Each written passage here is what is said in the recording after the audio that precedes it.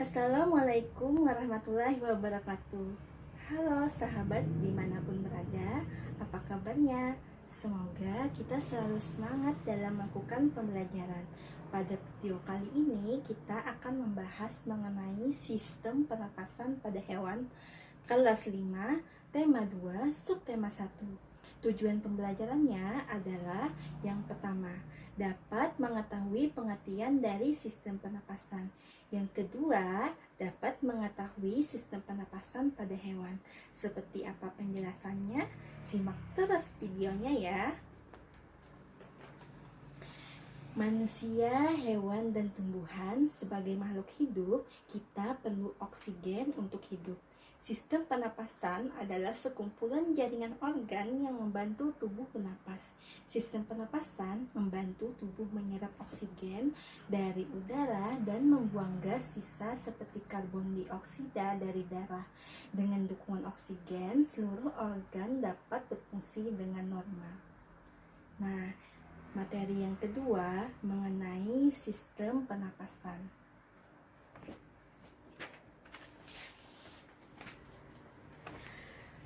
Seperti manusia, hewan juga bernapas untuk mengambil oksigen dan membuang karbon dioksida. Namun, sistem pernapasan pada hewan berbeda dari manusia. Bahkan, sistem pernapasan pada hewan pun berbeda-beda sesuai jenisnya. Berikut sistem pernapasan pada beberapa jenis hewan. Yang pertama, alat dan sistem pernapasan pada cacing tanah. Cacing tidak mempunyai alat pernapasan khusus. Cacing bernapas melalui permukaan kulit. Kulit cacing selalu basah dan berlendir untuk memudahkan penyerapan oksigen dari udara. Oleh karena itu, cacing menyukai tempat lembab untuk menjaga supaya kulit tubuhnya selalu basah dan berlendir.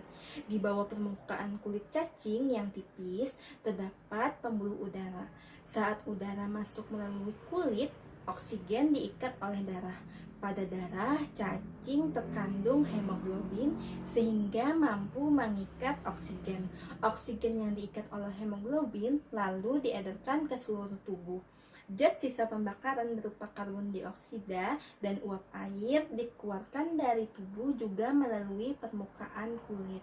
Nah, yang kedua adalah alat pernapasan serangga. Seperti hewan lain, serangga bernapas dengan mengisap oksigen dan melepaskan karbon dioksida. Namun, alat pernapasan serangga berbeda dengan hewan lain. Alat pernapasan serangga berupa trakea, yaitu sistem lubang yang memiliki banyak percabangan di dalam tubuh. Percabangan trakea disebut trakeola.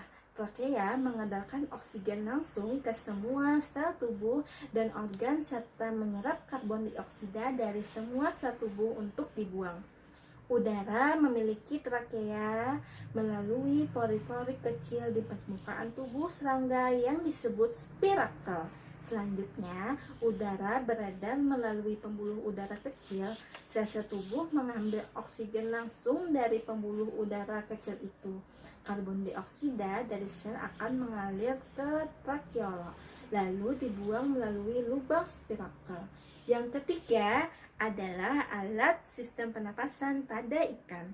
Semua makhluk hidup, termasuk ikan, memerlukan oksigen supaya tetap hidup. Pengambilan oksigen ini melalui proses pernapasan yang melibatkan organ pernapasan. Ikan bernapas dengan organ khusus yang saringannya yang disebut dengan insang. Nah, insang berbentuk lembaran tipis berwarna merah muda dan selalu lembab. Insang terdapat tepat di belakang rongga mulut pada kedua sisi kepala ikan. Biasanya insang dilindungi oleh selaput atau rangka yang disebut tutup insang. Di balik tutup insang ini terdapat 4 deret insang yang saling tumpang tindih. Pada insang terdapat pembuluh darah halus. Pembuluh darah itu dapat menyerap oksigen yang terkandung dalam air dan melepaskan karbon dioksida dari darah. Insang juga berfungsi sebagai alat pengulang garam dan sebagai penyaring makanan. Untuk memperoleh cukup oksigen, mulut ikan dan insang bekerja bersama-sama seperti pompa seperti pertama-tama tutup insang menutup secara bersamaan, mulut terbuka dan dinding mulut mengembang. Saat itulah air terhisap masuk.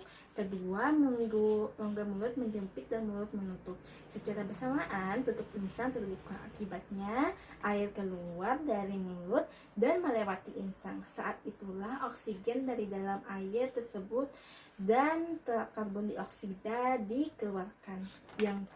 Yang keempat, alat dan sistem pernapasan pada hewan amfibi. Katak termasuk hewan amfibi yang hidup di darat dan di air. Saat masih berupa kecebong, katak hidup di dalam air dan menapas menggunakan insang.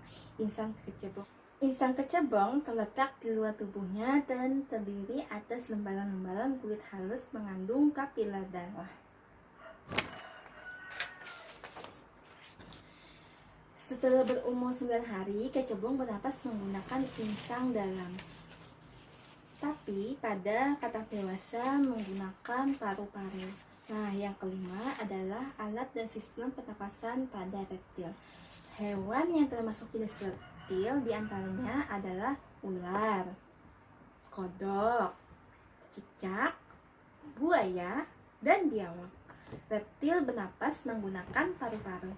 Udara masuk melalui hidung, lalu ke batang tenggorokan, lalu ke paru-paru.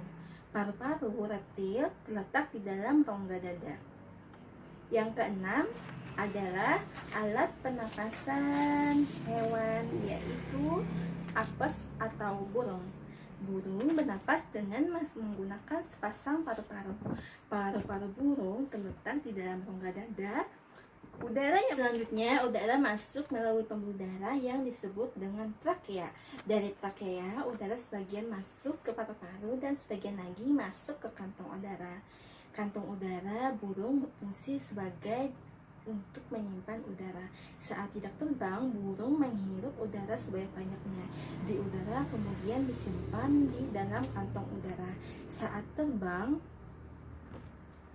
burung tidak menghirup udara, melainkan mengambil dari kantong udara.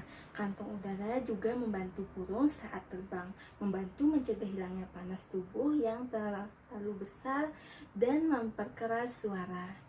Yang ketujuh yaitu alat pernapasan pada mamalia. Mamalia adalah jenis hewan yang menyusui anaknya. Ada dua jenis mamalia, yaitu mamalia darat dan mamalia air. Mamalia darat misalnya kambing, sapi, kerbau, dan kuda. Mamalia air misalnya paus dan lumba-lumba. Alat pernapasan mamalia terdiri atas hidung, pangkal tenggorok, batang tenggorok, dan paru-paru. Pada mamalia air, hidupnya dilengkapi dengan katup. Saat mamalia tersebut menyelam, katup akan menutup. Sebaliknya, saat mamalia tersebut muncul ke permukaan air, katup terbuka. Saat itulah mamalia air tersebut akan menghirup oksigen serta mengeluarkan karbon dioksida dan uap air. Nah, demikian penjelasan Ibu mengenai sistem pernapasan pada hewan. Sampai jumpa.